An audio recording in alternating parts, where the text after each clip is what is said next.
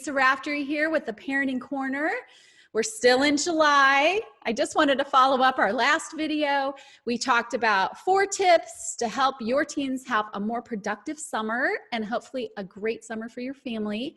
And in that video, I talked about getting your teens reading and getting them some real life experience. So I thought for this video, I would kind of go a little deeper on that and give you some real resources to put in your hands to help your teens do just that.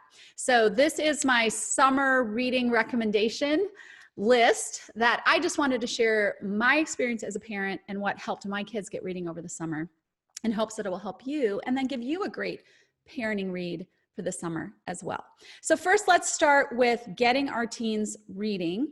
Again, as we said in the last video, if you have a teen that's already a reader, your job's pretty easy. They're finding books, they are asking to go to the library, and they are finding content that they want to buzz through. I know my youngest daughter is an amazing reader, and she has probably already read 25 or 30 books in the first part of summer. So thick ones. She just loves to read.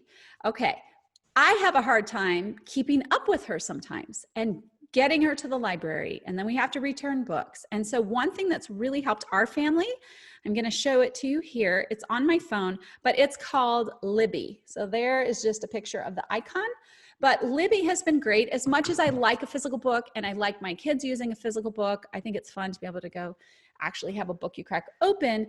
Libby has made my life a lot easier because it connects with your local library with your library card, and I was able to get tons of content for her online. So it's checked out through your library card. I like Libby because it's easy to use. I also can see whatever she checks out. We have a system of how she has to kind of run it by me, but I can keep her accountable by seeing what she has checked out. And then when it's time to be checked back in, you either physically check it in or they absorb it back, and there's no late fees and there's no running to the library, and it makes it a lot easier. We actually read all of the Sherlock Holmes books through Libby on our phones and devices. So great resource. I hope that helps you if you're having a hard time keeping up with a very rigorous reader. Now, I've had 2 kids who did not like to read, and it's been way more of a struggle to get them reading over the summer. And so I just wanted to share 3 quick series that were great for our family. And anytime someone recommends a series, I recommend jumping online and just checking to see what the content is, because every family has their own standards for what's acceptable. And so anything I recommend, absolutely check it out for yourself and make sure that it meets your family's standards on what you want for media for your teenager. These were just 3 that my non-readers loved, and I want to put this resource in your hand to check out and make sure if it's good for your family, it might be great for your non-reader as well. And so the 3 series are, first of all, Narnia, the Narnia Chronicles, which are by C.S. Lewis. Most of us are familiar with those and know them, but they're fantasy, they can be funny, they're fun, they're great reads, and even my non-readers enjoyed the Narnia series. The second series is the Tripod series. I actually have one from the library that one of my daughters was reading, my non-reader. And the Tripod series is by John Christopher. My kids love this series. It's sci-fi. I don't typically love sci-fi, but they're very well written. I enjoyed them, and my kids love them as well. There's 3 books in the series. The first book is The White Mountains. And it's just an exciting series. And even though it has aliens, which I don't normally like, I loved this. So it has 3 books in the series. And then it was so popular that he went back and wrote a prequel to make the 4th book of the series to kind of explain how the aliens got on Earth. I did not love the prequel as much as I liked the original series of 3. I didn't love it as much, but I definitely recommend the series of 3 by John Christopher. Another series that kind of saved my son's reading level.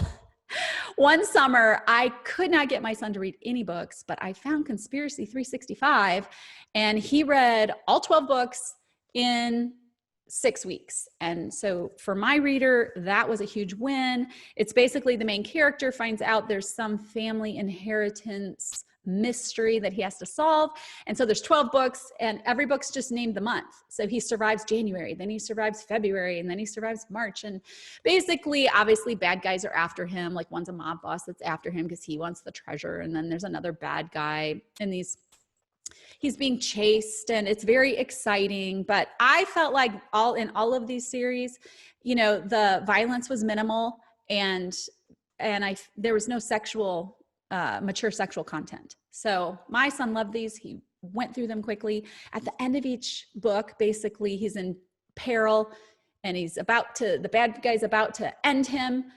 But then they want to see what happens. So then by the beginning of the next book, of course, he escapes and he's saved. And then he keeps going with figuring out the mystery and being hunted by the bad guys, etc. But this was a great find for my non-reader, and he buzzed through all 12 books. So I recommend that. If you cannot find it at your library, it is out of Australia. I know Usborne Books sells it, and maybe you can get them on Amazon.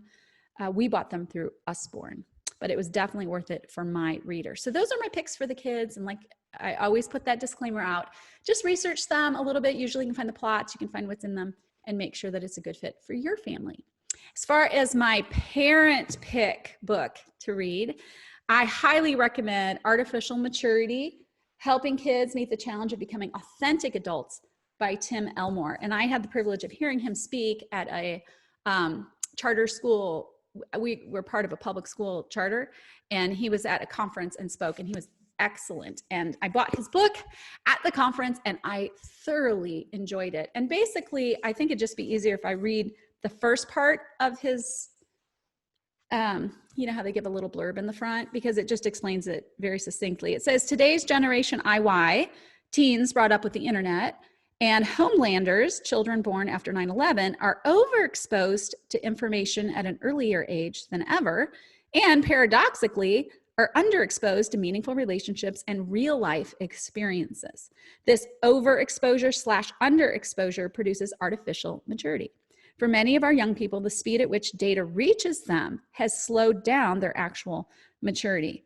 And then, of course, he tells why his book is going to help parents actually produce teens and young people who have actual maturity. And that's really our goal as parents, right? We want to give our kids the best chance to succeed at the next level as adults. So how do we build not artificial maturity in our children, but actual maturity in our children? And the reason I love this book, the way he explains it is very powerful about the psychological disconnect between the virtual world and the real world, and the real dynamics that are happening to our kids who are being raised in a world with lots of technology and lots of media.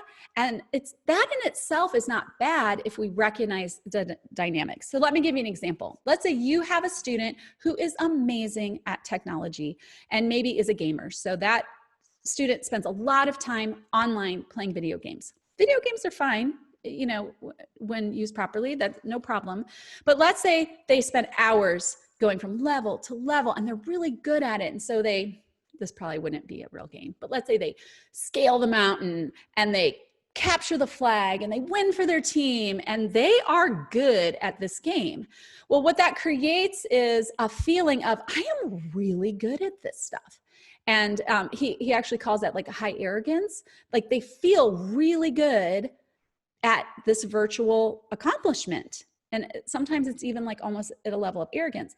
But what happens is there is a psychological disconnect because deep down, their mind knows that I didn't really climb a mountain physically. I didn't really capture a flag, and I didn't really win anything for a real team. And so because there's this disconnect between virtual life and real life, they actually have low self-esteem. So you've got these kids who are really skilled at the virtual things, but they have low self-esteem because they know deep down they can't actually do anything in real life. So you have a student who is amazing at Guitar Hero, and Guitar Hero is fun. I'm not against Guitar Hero. Guitar Hero is a really fun game where you can play guitar, but the disconnect is they can be amazing at Guitar Hero, but then they have some low self-esteem because they actually know they can't play guitar. So they spent a lot of hours for a virtual skill, but they know they don't really have a real life skill. So it's a fascinating book, just giving you an understanding of why sometimes our kids struggle with real maturity. So they seem mature, like they're able to do things online, they're able to navigate, they're very knowledgeable, but sometimes they have low self-esteem because their real life skills haven't really been that developed to help them actually step into real maturity as an adult. So it's a great book, and it has so many great ideas on how we as parents just give our kids real life experiences that build real maturity and things that we can do as parents. It's a super positive book. I loved it, and I highly recommend it. And again, whenever I'm recommending a parenting book or a self-help book to others, I just remind them that very rarely do we ever read a book where we're like 100%, like, I agreed with 100% of that. I'm going to 100% in. There's gold in here. So just go in and find the gold for your family, and whatever percentage that is that's helpful, great. And whatever's not, then don't worry about that part. But there's so many great resources in here to help you build mature and really accomplished kids. By the time they're 18, we want our kids to be able to step into adult life with success and to have real life skills built to a great level. So these are my summer picks for some great summer reads. I hope they're helpful for you. Thank you so much for spending time with us here at the Parenting Corner. We really care about you as parents, and we want to try to put great resources in your hands to give you a great summer. So thank you so much for watching, and hopefully we can connect again soon. Thank you.